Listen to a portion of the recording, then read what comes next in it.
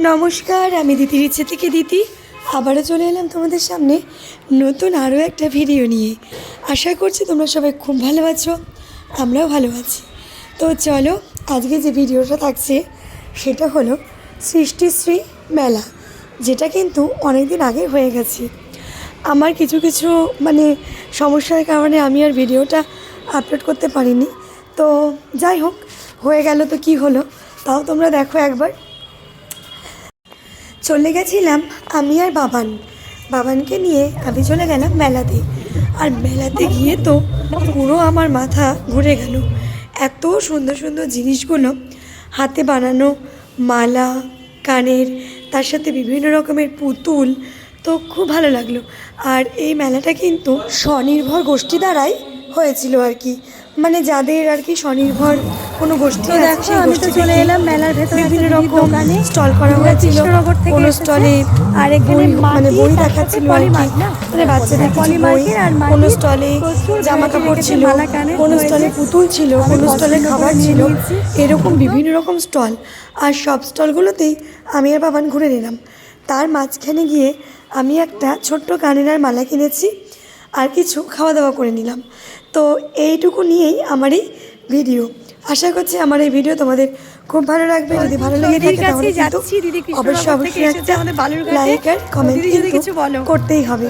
তো চলো, তোমরা দেখে নাও আমার এই সৃষ্টিশ্রী মেলার কিছু সুন্দর মুহূর্ত। তো যাই হোক, চলো আমি তোমাদেরকে ভালো করে দেখাচ্ছি। এই প্যাটিসগুলো না খেতে আমার খুব ভাল লাগে, দারুণ লাগে। প্যাটিস মানেই আমার পছন্দের, সেটা ভেজ হোক আর নন ভেজ হোক, খুব সুন্দর কিন্তু খেতে। সৃষ্টিশ্রী মেলা শুরু হলো, তো এখানে তো চলে এলাম আমি আর বাবান। তো চলো আর কিছু ঝলক তোমাদের সাথে শেয়ার করছি।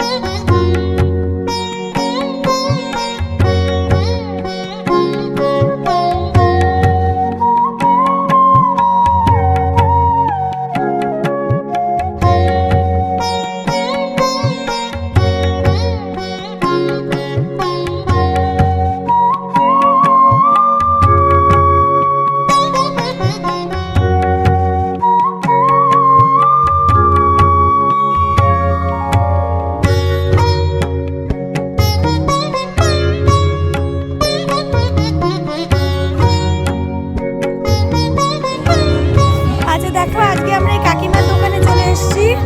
কাকিমার স্টল নাম্বার হচ্ছে 78।